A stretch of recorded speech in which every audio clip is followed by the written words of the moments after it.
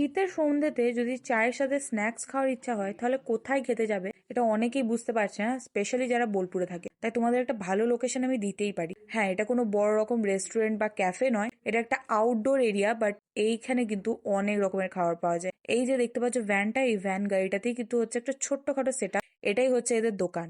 এই কাকুটার দোকানে নানান রকমের স্ন্যাক্স পাবে আর অনেক ইউনিক আইটেমও পাবে। তার সাথে চাউমিন, রোল এসবও কিন্তু পাওয়া যায়।